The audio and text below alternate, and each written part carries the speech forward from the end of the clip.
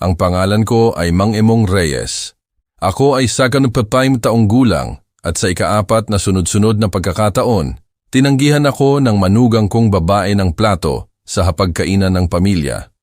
Hindi sapat ang pagkain para sa lahat, ang sabi niya, habang tinitingnan ako na para bang isa akong estranghero sa sarili kong tahanan. Nang gabing iyon, habang mahimbing siyang natutulog, sa paniniwalang siya ang nagwagi, nasa kusina ako at pinipirmahan ang mga papeles ng benta para sa ari-arian kung saan kaming lahat nakatira. Ang hindi alam ng manugang kong si Pia ay na ang bahay na iyon ay akin, na ako ang may-ari ng lahat at na ang susunod niyang hapunan ay sa kalye. Ikukuwento ko sa inyo kung paano naging pinakamatamis na paghihiganti sa buhay ko ang pagtanggi sa akin ng 4 na plato. Iyon ay 1 linggo ng Pebrero, isa sa mga mainit na araw ng tag-init sa Maynila, kung saan maging ang hangin ay mabigat. Nag-organisa ang anak kong si Carlo ng pananghalian ng pamilya sa bahay para opisyal na ipakilala ang bago niyang nobya, si Pia Nunez, na nagtatrabaho bilang isang administrative staff sa isang bangko. 40 taon na akong nakatira sa bahay ko sa Sampaloc, isang bahay na binili ko gamit ang pawis sa aking noo sa pagiging karpintero, at doon ko pinalaki si Carlo matapos kaming iwan ng kanyang ina noong 10 taong gulang siya. Ang bahay na iyon ang aking ipinagmamalaki. 3 kwarto, sala at kainan, malaking kusina, patiyo na may grill, at isang maliit na talyer sa likod kung saan ako gumagawa ng muebles by order. Sa loob ng maraming taon, iyon ang perpektong kanlungan para sa amin ni Carlo, ang lugar kung saan kami nagtayo ng matibay na relasyon bilang mag-ama, kung saan sabay naming nalampasan ang pagkawala ng kanyang ina. Ngunit nagbago ang lahat ng linggo na iyon. Dumating si Pia na may asal na agad pumukaw sa aking atensyon. Hindi ito kahiyaan o kaba sa pagkikilala sa biyenan. May mas malalim, mas nakakabahala. Ang paraan ng pagtingin niya sa bahay na para bang tinitingnan niya ang bawat sulok, bawat muebles, bawat detalye, gamit ang mata ng isang real estate investor. Sa pananghalian, na ako mismo ang naghanda dahil gusto kong magbigay pugay sa bagong nobya ng anak ko, nagbigay si Pia ng mga komento na noong una ay inakala kong inosente lang, ngunit kalaunan ay naunawaan ko na mga unang senyales pala iyon ng parating.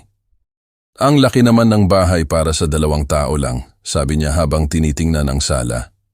Siguro mahal itong i-maintain, dagdag pa niya, habang tinitingnan ang mesa na gawa sa narra na ako mismo ang gumawa 20 taon na ang nakalipas. Mukhang naiilang si Carlo sa mga komento ng nobya niya, pero wala siyang sinabi. Sinubukan kong maging perpektong host. Naghain ako ng pagkain, nagtanong tungkol sa trabaho niya, sa pamilya niya. Sinubukan kong iparamdam sa kanya na welcome siya, pero mayroon sa mga sagot niya na nagdulot sa akin ng kawalan ng tiwala. Nagsasalita siya tungkol sa optimization ng espasyo, sa real estate investments, sa market opportunities, na para bang isang negosyo ang sinusuri niya, hindi ang pakikipagkilala sa kanyang biyenan. Sa pagtatapos ng unang kainang iyon, habang inaayos namin ang mga plato, may ibinulong si Pia kay Carlo na hindi ko narinig ng buo, pero narinig ko ang mga salitang masyadong malaki at sayang. Tumango si Carlo na para bang sumasang-ayon siya sa sinasabi nito. Pakinggan ninyo ang kwentong ito hanggang sa huli, dahil ang nangyari sa mga sumunod na buwan ay magugulat sa inyo tulad ng pagkabigla ko. At ikwento ninyo kung anong syudad kayo nakikinig, dahil ang kwentong ito ay pwedeng mangyari sa sinumang ama na nagtrabaho ng buong buhay para magbigay ng tahanan sa kanyang pamilya. 3 buwan pagkatapos ng unang pagkikilala, ipinaalam sa akin ni Carlo na magpapakasal na sila ni Pia. Hindi siya humingi ng opinyon ko, hindi siya nagtanong tungkol sa petsa, basta nagbigay lang siya ng impormasyon na parang nagbabalita ng desisyon sa negosyo. Papa, magpapakasal kami sa Disyembre, magiging maliit lang, intimate. Nang tanungin ko kung saan sila titira, sinabi niyang nagdesisyon silang tumira sa bahay namin. May sobra namang lugar, sabi niya. Noong sandaling iyon, natuwa ako. Akala ko magiging maganda na magkaroon ulit ng pamilya sa bahay, na matatapos na ang kalungkutan ng mga nakaraang taon, na makikilala ko ng mas mabuti si Pia at makabuo ng relasyon na biyenan at manugang na nakabatay sa paggalang sa isa't isa. Napaka-inosente ko pala. Ang kasal ay noong Disyembre 2020 sa gitna ng pandemya, kaya maliit lang ang seremonya sa civil registry na may kaunting bisita. Napakaganda ni Pia sa kanyang puting damit. Masayang-masaya si Carlo at ipinagmamalaki ko ang anak ko. Sa maliit na selebrasyon sa bahay, nagpasalamat si Pia sa akin dahil sa pagbubukas ng pinto ng inyong tahanan. Kakaiba ang phrase na yon sa akin. Ang kanilang tahanan na para bang ako ang bisita at siya ang may-ari. Ang mga unang buwan ng pagsasama ay medyo maayos. Si Pia ang nag-aasikaso sa paglilinis at pagluluto. Si Carlo ay nagtatrabaho pa rin sa kanyang kumpanya ng logistics at ako naman ay nagpapatuloy sa aking routine na magtrabaho sa talyer at gumawa ng muebles by order. Pero unti-unti, nagsimula akong mapansin ang mga banayad na pagbabago sa dynamics ng bahay. Una ay ang mga pagbabago sa dekorasyon. Sinimulan ni Pia na palitan ang mga bagay para magmukhang mas modern ang bahay. Ang mga kuwadro na ako ang nagbitin ay pinalitan ng iba na tingin niya ay mas stylish. Ang mga muebles na ginawa ko by hand ay inilipat sa talyer para bigyang lugar ang mga bagong bagay na binili niya. Mang Imong, maganda po ang gawa nyo, pero kailangan po namin ng mas angkop sa kasalukuyang panahon. Ang sabi niya na may ngiti na hindi umaabot sa kanyang mga mata. Pagkatapos ay dumating ang mga patakaran. Nagtatag si Pia ng mga oras para gamitin ang kusina, para manood ng telebisyon, para tumanggap ng bisita. Para maging magkakasundo po tayong lahat, paliwanag niya. Ngunit ang mga patakaran ay palaging mukhang pabor sa kanya at nililimitahan ang kalayaan ko sa sarili kong bahay. Tuwing linggo ng umaga, kung kailan tradisyonal akong gumagawa ng carpentry sa talyer, nagrereklamo siya tungkol sa ingay. Mang Emong, hindi ba pwedeng sa ibang oras na lang po? Ang linggo po ay para magpahinga. Si Carlo, na palaging isang mapagmahal at magalang na anak, ay nagsimula ring magbago. Hindi drastic ang pagbabago, kundi unti-unti, halos hindi napapansin. Kapag sinasabi ko sa kanya ang tungkol sa anumang asal ni Pia na nakakainis sa akin, automatiko niya itong ipinagtatanggol. Papa, sinusubukan lang niyang maging pamilya tayo. Kailangan mong maintindihan na nag-a-adjust tayong lahat. Ang unang seryosong insidente ay naganap 6 na buwan pagkatapos ng kasal, noong Hunyo ng 21. Nag-organisa ako ng lechon at kaldereta para ipagdiwang ang ika-14 kaarawan ko kasama ang ilang kapitbahay at kaibigan kong karpintero. Isa itong tradisyon na matagal ko nang ginagawa. Bawat kaarawan ko, may handaan sa patiyo kasama ang mga taong mahal ko. Bumili ako ng karne, naghanda ng apoy, inayos ang mga mesa. 1 oras bago dumating ang mga bisita, ipinaalam sa akin ni Pia nakakain sila ni Carlo sa labas. Mang Emong, hindi po namin nasabi sa inyo kanina, pero may mahalaga po kaming dinner kasama ang mga boss ni Carlo. Isang career opportunity po na hindi niya pwedeng palampasin. Kasalanan, walang work dinner si Carlo ng Sabado ng gabi, pero mas pinili nilang gumawa ng dahilan kaysa makibahagi sa kaarawan ko kasama ang mga kaibigan ko. Naiwan akong mag-isa sa birthday party ko. Nagpapaliwanag sa aking mga bisita kung bakit wala ang anak at manugang ko sa sarili kong kaarawan, sa sarili kong bahay. Nakakahiya at masakit, pero hindi ko palubos na naiintindihan ang nangyayari. Naniniwala pa rin ako na ito ay mga hindi pagkakaunawaan. Problema sa adjustment, normal na friction sa pagsasama. Ang unang pagkakataon na tinanggihan ako ni Pia ng plato sa mesa ay 3 buwan pagkatapos, noong Setyembre. Umuwi ako pagkatapos ng mahabang araw ng pagtatrabaho sa pag-i-install ng muebles ng kusina sa isang bahay. Gutom ako, pagod, at nang pumasok ako sa kusina, nakita kong naghahain si Pia ng hapunan. Nakaupo na si Carlo sa mesa at naghihintay ng kanyang plato.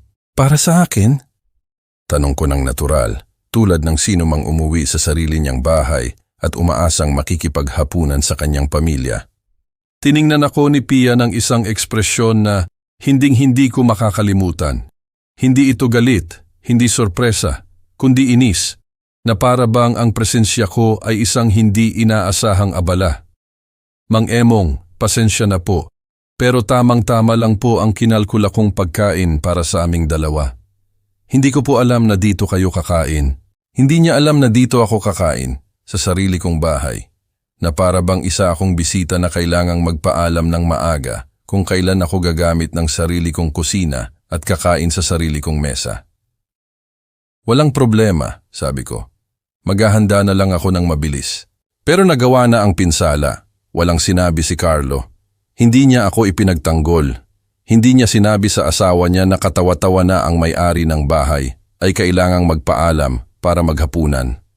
Nanatili siyang tahimik, kumakain ng matiwasay, habang ang tatay niya ay naghahanda ng sandwich na nakatayo sa kusina. Nang gabing iyon, nakahiga sa aking kama, naunawaan ko na may isang napakaseryosong nangyayari. Hindi ako tinanggihan ni Pia ng pagkain dahil sa kapabayaan o masamang pagpaplano. Ginawa niya ito ng sinasadya para markahan ang teritoryo, para magtatag ng hierarchy, para ipakita sa akin na ako ay labis na sa sarili kong bahay. Ang ikalawang beses ay isang buwan pagkatapos noong Oktubre. Sa pagkakataong ito, nagpaalam ako noong almusal na makakakain ako sa hapunan. Pia, uuwi ako ng maaga ngayon kaya dito ako maghahapunan. Tumango siya at sinabi, "Sige po Mang Emong, tatandaan ko po."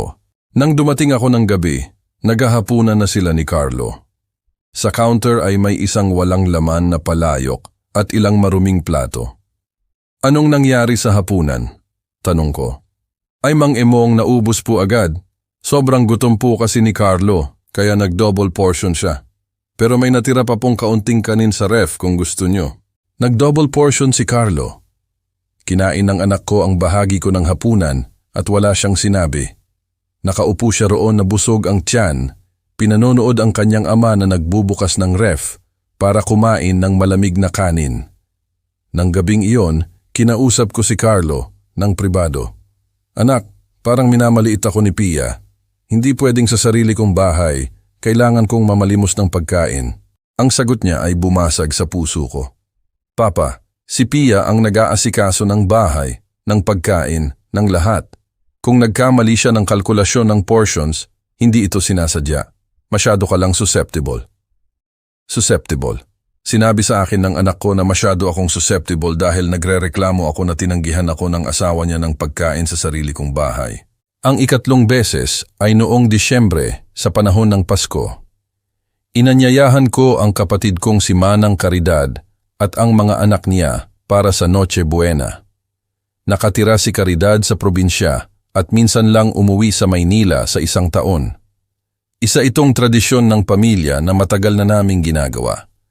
Noche Buena sa bahay ko, may lechon, pansit, puto at kasama ang pamilya.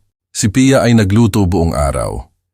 Naghanda siya ng embutido, macaroni salad at marami pang iba. Ang bahay ay mabango. Ang mesa ay may espesyal na mantel at crystal glasses. Mukhang perpekto ang lahat para salubungin ang kapatid ko at mga pamangkin ko. Nang dumating si Caridad kasama ang mga anak niya, sinalubong sila ni Pia nang nagliliwanag ng ngiti. "Ang saya po na makilala kayo. Marami pong naikwento sa inyo si Carlo."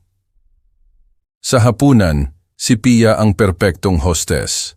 Naghahain siya, nag-aalok ng mas maraming inumin, nagkukwento ng nakakatawang anecdotes, ginagawa niyang komportable ang lahat. Ngunit nang dumating ang oras ng paghahain ng pangunahing ulam, nagsimula si Pia na maghati ng mga portions. Isang plato para kay Caridad, isa para sa bawat isa sa aking mga pamangkin, isa para kay Carlo, isa para sa kanya. At tapos na. "At ang akin?" tanong ko. Tiningnan ako ni Pia nang kunwari ay nagulat. "Ay Mang Emong, naubos po agad, pero may natira pa pong tinapay at keso kung gusto niyo pong mag-picnic." Tinapay at keso. Sa sarili kong bahay sa Noche Buena, sa harap ng kapatid at mga pamangkin ko, ang manugang ko ay nag-alok sa akin ng tinapay at keso, habang ang lahat ay kumakain ng pangunahing ulam na ako ang nagbayad. Tiningnan ako ni Caridad ng mukhang galit na hinding-hindi ko makakalimutan. Naiilang ang mga pamangkin ko. Patuloy na kumakain si Carlo na parang walang nangyayari. "Huwag kang mag-alala Mang Emong, sabi ni Caridad, tumatayo mula sa mesa. Bibigyan kita ng kalahati ng plato ko. Ngunit mabilis siyang pinutol ni Pia. Huwag na po, Manang Caridad. Huwag na po kayong mag-abala. Nagda-diet po si Mang Emong, hindi po ba, Mang Emong? Natahimik ako. Hindi ako makapaniwala sa nangyayari. Ang manugang ko ay nag-orkestra ng isang pampublikong panghihiya sa sarili kong bahay, sa harap ng pamilya ko, sa Noche Buena. Nang gabing iyon, pagkatapos umalis ng mga kamag-anak ko, tinawagan ako ni Caridad sa telepono. Emong, anong nangyayari sa bahay na iyan? Paano mo hinahayaan na tratuhin ka ng babaeng iyan ng ganyan? Hindi ko alam kung anong isasagot ko. Nagtatanong din ako sa sarili ko ng ganoon. Ang ika-4 at huling beses ang naging breaking point.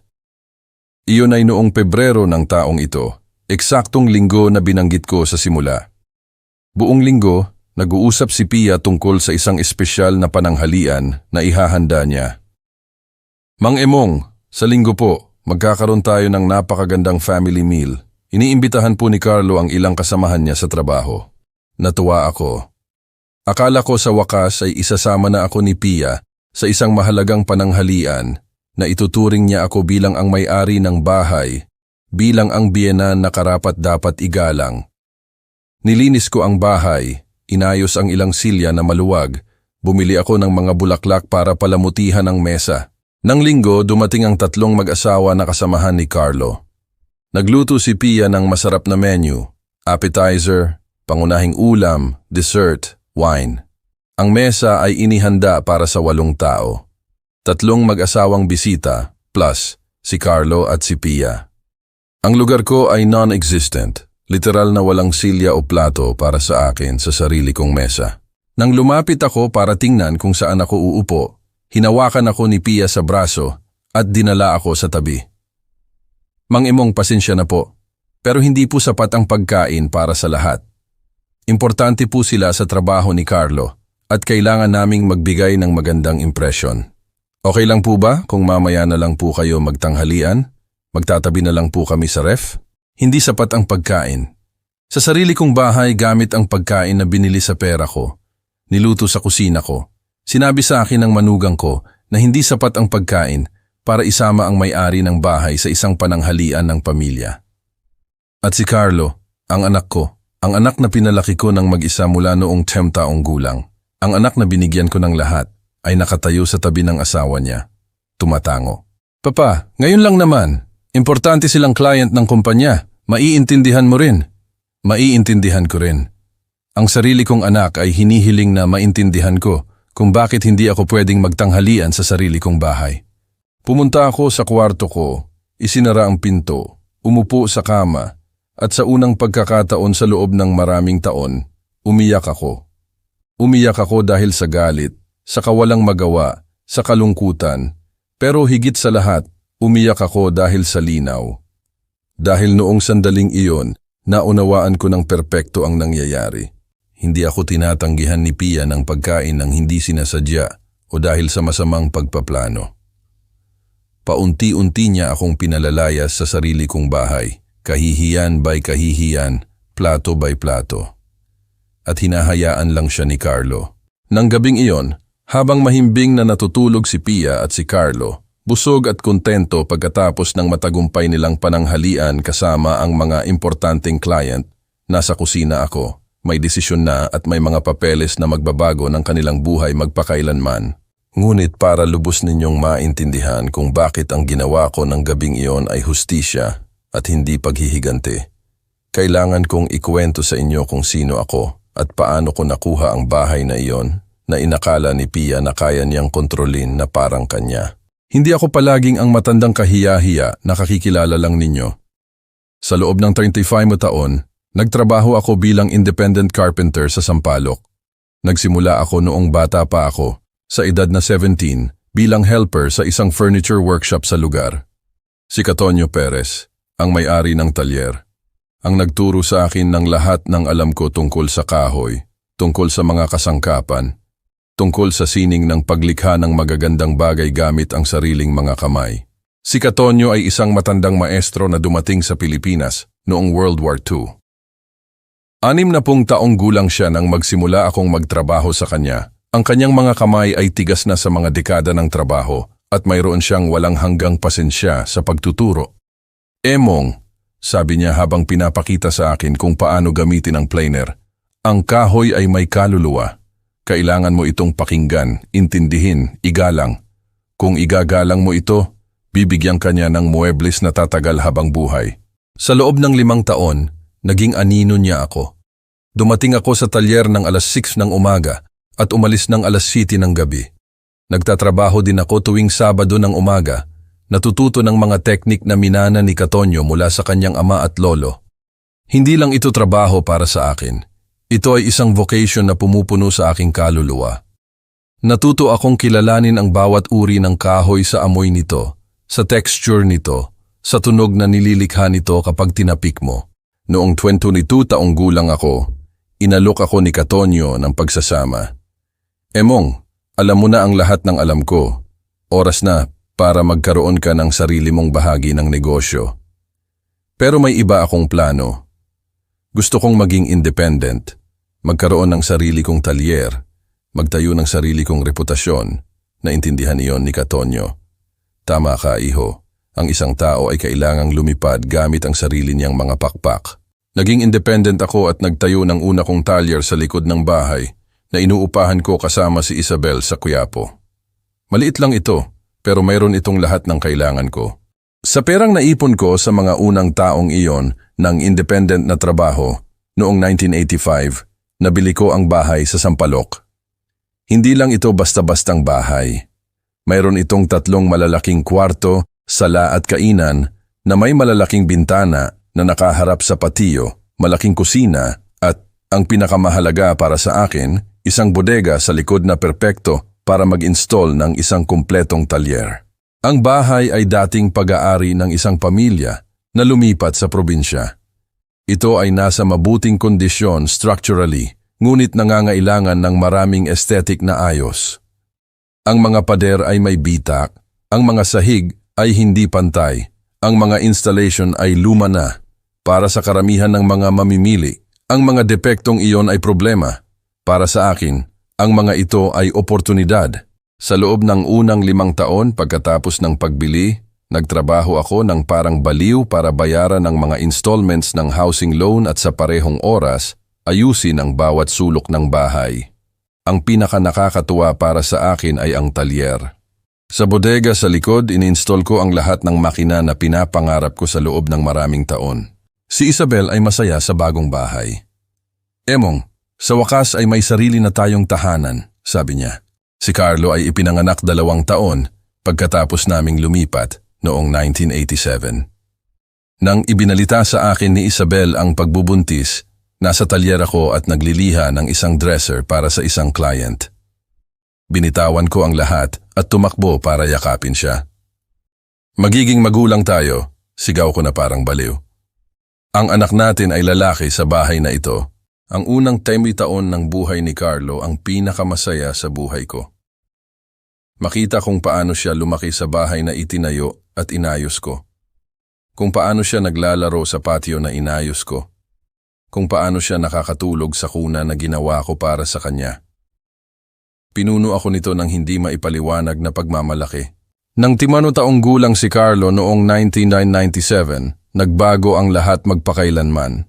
Inihayag sa akin ni Isabel na aalis na siya. Walang away, walang sigawan. Sinabi lang niya sa akin na hindi na siya masaya sa akin, na nakilala niya ang ibang lalaki, na kailangan niyang magsimula ng bagong buhay. At si Carlo? Tanong ko. Pwedeng pumili si Carlo, sagot niya. Pero sa tingin ko, mas magiging maayos siya sa akin. Kailangan ng mga bata ang kanilang ina. Kasalanan. Hindi kailangan ni Carlo ang isang inang mangiiwan. Kailangan niya ng katatagan. Nang ipinaliwanag namin ang sitwasyon kay Carlo, tiningnan niya ako ng kanyang 10 taong gulang na mga mata at sinabi, Papa, dito lang ako sa iyo. Ito ang bahay ko. Dito ang kwarto ko. Dito ang talyer kung saan tayo magtatrabaho ng magkasama. Umalis si Isabel isang Martes ng umaga, dala ang 2 maleta at isang pangako na babalikan si Carlo kapag nakaayos na siya sa bago niyang buhay. Hindi na siya bumalik. Sa high school, nagsimulang lumayo ng kaunti si Carlo sa talyer. Normal lang iyon, mayroon siyang mga kaibigan, mga interes ng tinedyer, mga unang nobya, pero palagi niyang pinanatili ang paggalang sa trabaho ko at sa pagsisikap na ginawa ko para bigyan siya ng magandang edukasyon. Nang mag-graduate siya sa kolehiyo, nag-aral siya ng logistics sa isang pribadong unibersidad. Ang mga taon sa unibersidad ay mahirap sa pananalapi para sa akin. Sa pagitan ng buwan ng matrikula, mga libro, at iba pa, higit sa kalahati ng kinikita ko ang napupunta. Pero binayaran ko ito ng walang reklamo dahil gusto kong magkaroon si Carlo ng mga oportunidad na hindi ko kailanman nagkaroon.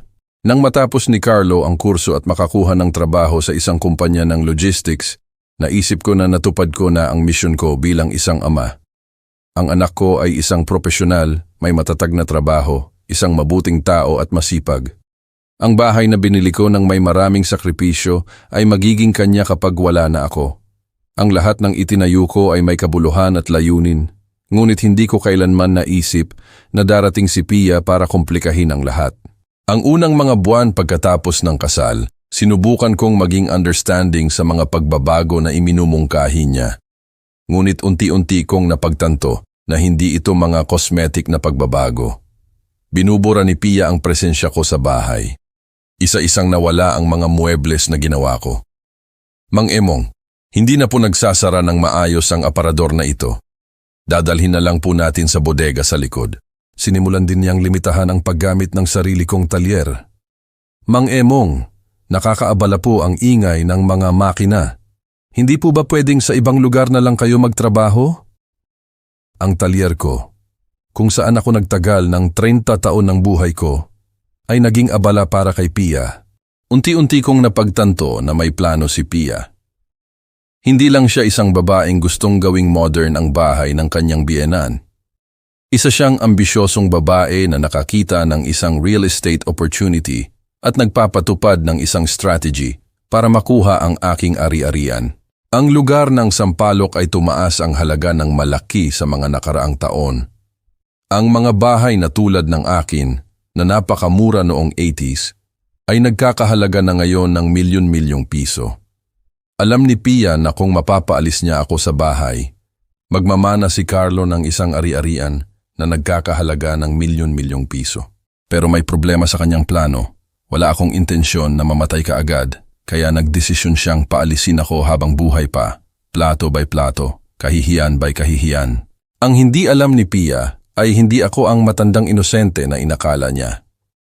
Sa loob ng 35 taon ng independent na trabaho, natuto akong maging maingat, magtabi ng pera, magplano para sa kinabukasan, at mayroon akong ilang resources na hindi niya kailanman naisip na umiiral. Nang gabing iyon ng linggo, pagkatapos ng ika-4 na kahihiyan, kinuha ko sa aking safe ang lahat ng papeles na kailangan ko para isagawa ang sarili kong strategy. Gusto ni Pia na paalisin ako sa bahay ko. Sige, aalis ako pero hindi sa paraan na inaakala niya.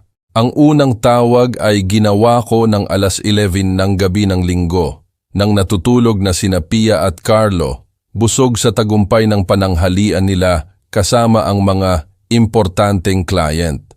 Tinawagan ko si Hinoong Ricardo, isang appraiser ng ari-arian na kilala ko sa loob ng maraming taon. Ricardo, si Mang Emong Reyes ito, ang karpintero. Paumanhin at gabi na akong tumawag pero kailangan kong magpatasa agad ng bahay ko sa Sampaloc. Tinanong ako ni Ricardo kung nag-iisip akong magbenta.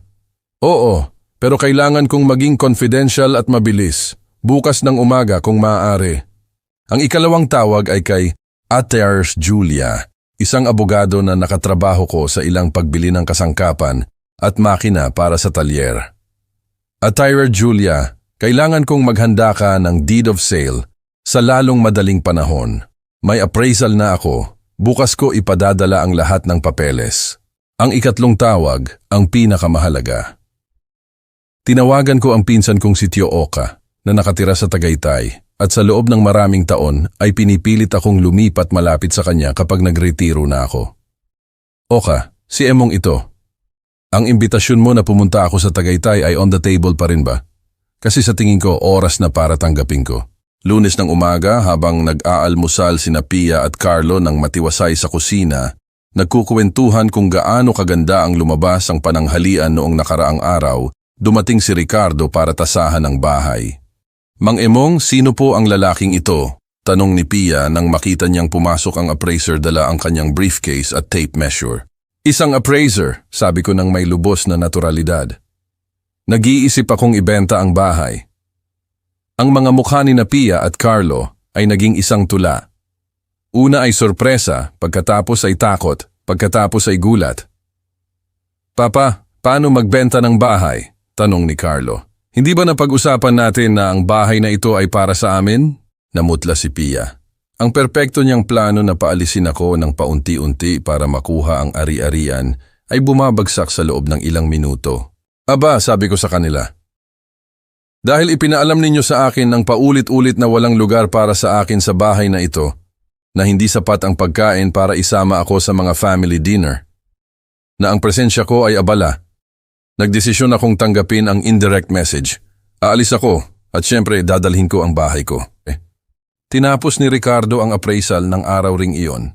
Ang bahay ay nagkakahalaga ng PHP 5,000 and 800,000, higit pa sa inakala ko.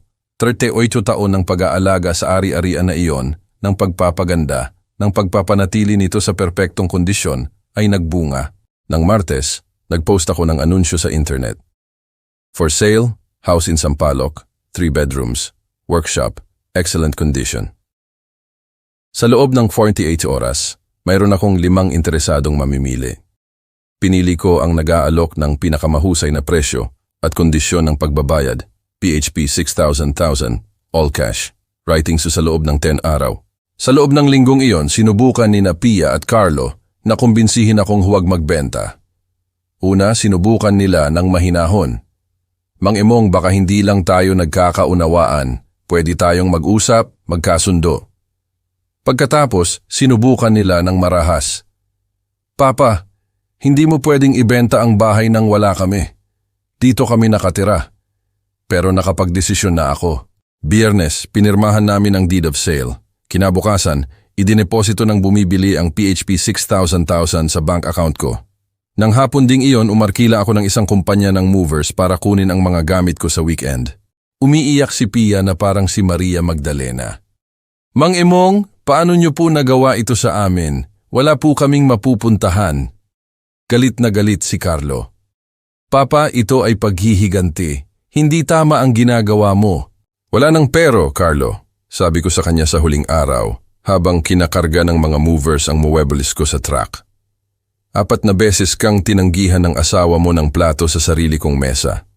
Pinaramdam niya sa akin na parang isa akong estranghero sa bahay, na itinayo ko gamit ang sarili kong mga kamay. Hindi mo ako ipinagtanggol kailanman, hindi mo sinabi sa kanya na mali ang ginagawa niya. Sa halip, hiniling mo sa akin na maintindihan, na maging understanding. Ngayon, nakuha ni Pia ang gusto niya. Hindi na kita guguluhin pa sa mga family dinner ninyo. Ngayon, makakakain na kayo ng matiwasay nang hindi na kailangang magkalkula kung sapat ba ang pagkain para isama ang may-ari ng bahay. Pero kailangan ninyo itong gawin sa ibang bahay. Sumakay ako sa aking van, dala ang huling mga kahon at umalis patungong Tagaytay nang hindi na lumingon.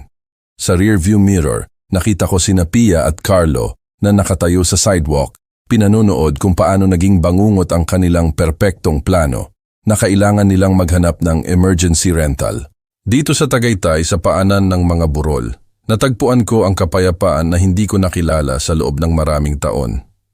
Sa pera mula sa benta, bumili ako ng mas maliit, pero magandang bahay sa Maingay, Batangas, na may malaking talyer kung saan bumalik ang hilig ko sa pagtatrabaho sa kahoy. Nang walang si Pia na kumokontrol sa oras ko, nang hindi ko kailangang magtiis ng mga kahihiyan, nang hindi ko kailangang mamalimos ng pagkain sa sarili kong bahay. Ang bahay sa Tagaytay ay may mahiwagang bagay na hindi kailanman nagkaroon ang bahay sa Maynila, katahimikan. Mula sa bintana ng bago kong talyer, nakikita ko ang mga taniman ng kape na umaabot sa Taal Lake. Naririnig ko ang awit ng mga ibon. Nakakapagtrabaho ako ng may lubos na kapayapaan. Ang pinsan kong si Tio Oka ay sinalubong ako na parang kapatid na matagal nang hindi nakita. Emong, matagal mo na sanang ginawa ito. Dito, pinahahalagahan ng mga tao ang artisan na trabaho. Dito, igagalang kanila dahil sa alam mong gawin. At mula sa unang araw, napagtanto ko na tama siya. Dito, naiintindihan ng mga tao na ang muebles na ginawa by hand ay hindi lang basta bagay. Ito ay isang obra maestra na tumatagal ng mga henerasyon. Ang unang client ko ay si Don Roberto, isang coffee producer na nangangailangan ng mga espesyal na istante para sa kanyang bodega. Mang Emong, sabi niya pagkatapos makita ang trabaho ko, hindi lang po kayo gumagawa ng muebles, gumagawa po kayo ng mga functional na eskultura. Ang komentong iyon ay nagbalik sa akin ng self-esteem na sinisira ni Pia sa loob ng maraming taon. Sa Maynila, pinaramdam niya sa akin na parang ang trabaho ko ay obsolete, na parang ang muebles na ginawa by hand ay bagay na ng nakaraan. Dito sa Tagaytay, natuklasan ko na may mga taong nagpapahalaga sa craftsmanship. Kinuha ko ang 3 regular na estudyante. Si Martin, 20 taong gulang, na nag-aaral ng industrial design. Si Sofia, 23, na isang architect pero umibig sa carpentry. At si Don Luis, isang retiradong 70 taong gulang na matagal nang gustong matuto kung paano magtrabaho sa kahoy. Professor Emong, ang tawag nila sa akin, at ang salitang iyon ay nagpupuno sa akin ng pagmamalaki sa tuwing naririnig ko. Tuwing weekend, sumasali ako sa Artisans Fair sa Tagaytay. Dala ko ang aking pinakamahusay na piraso. Humihinto ang mga tao sa booth ko, hinahawakan ng kahoy, nagtatanong tungkol sa mga teknik, pinahahalagahan ang manual labor. Kayo po ang gumawa nito? Tanong nila ng may paghanga. Opo, sagot ko na puno ng pagmamalaki. Sa Maynila, pinaramdam ni Pia sa akin na parang ang trabaho ko ay isang maingay na abala na nagpapabago sa kapayapaan ng kanyang tahanan. Dito sa Tagaytay, ang trabaho ko ay dahilan para igalang at hangaan. Ang pagkakaiba ay wala sa ginagawa ko, kundi sa mga taong nakapaligid sa akin. Sumali rin ako sa isang grupo ng mga active senior citizens na nagtitipon tuwing Miyerkules ng hapon. Magandang mapalibutan ng mga tao sa edad ko na hindi nagpaparamdam sa akin na parang isang pasanin, kundi parang isang kapantay. Si Doña Carmen, isang retiradong guro na 68 taong gulang, ay nagsabi sa akin ng isang bagay na tumatak sa akin ng malalim. Emong, sa edad natin, wala na tayong oras para tiisin ang kawalan ng respeto. Masyadong maikli ang buhay para sayangin sa mga taong hindi tayo pinahahalagahan. Tama siya. Sa edad na 65, hindi ko kayang sayangin pa ang kahit isang araw sa mga taong nagpaparamdam sa akin na mas mababa ako kaysa sa kung sino ako. Si Carlo ay tumatawag sa akin tuwing linggo ng gabi. Noong una, ang mga pag-uusap ay tensyonado, puno ng pagdududa. Sinasabi niya sa akin na masyado akong drastic, na pinalabis ko ang reaksyon ko.